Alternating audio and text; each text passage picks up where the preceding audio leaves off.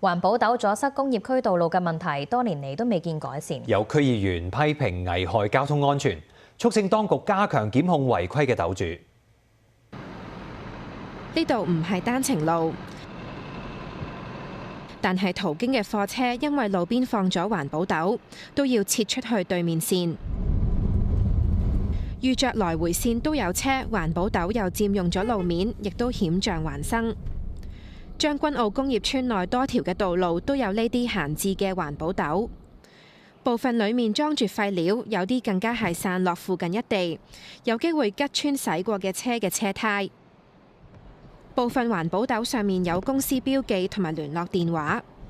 我哋試過致電問負責人點解唔放喺附近嘅137區120個存放位置。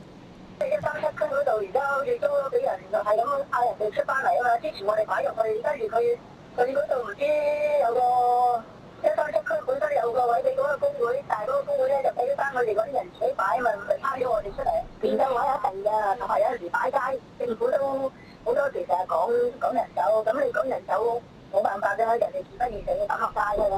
咁你抌落街又話俾人投訴。有區議員認為情況唔理想。你見到啲環保斗咧泊咗喺度咧，係遮咗一啲行車或者行人嘅視線㗎。咁其實咧呢啲都係對於道路上面嚟講啦，都係一個安全嘅隱憂啦。其二咧，亦都造成一啲環境衞生嘅問題啦。你見到環保斗上面咧係一啲垃圾或者一啲建築廢料嘅，咁啊引起一啲環境衞生啊或者塵土飛揚，當然亦都會造成一個即係社區上面、地區上面形象嘅問題啦。譬如將軍澳工業村為例啦，咁係一個創科園啦。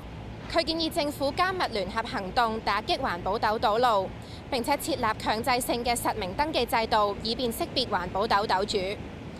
除咗閒置路邊，有環保斗霸佔咪標泊位。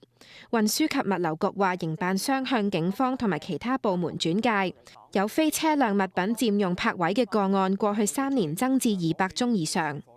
會每日巡查，咁我哋亦都咧係會收集到一啲嘅數據啦，由嗰個嘅泊車位嘅偵測嗰度顯示，有一啲比較黑點嘅或者係重點嘅地區，我哋亦都會咧係加強巡查，同埋咧係同警方咧係有啲重點嘅行動。佢話大概4年前推出新一代嘅咪標，有感應器偵測泊位有冇被佔用，可以協助執法。無線電視記者盧卓文報導。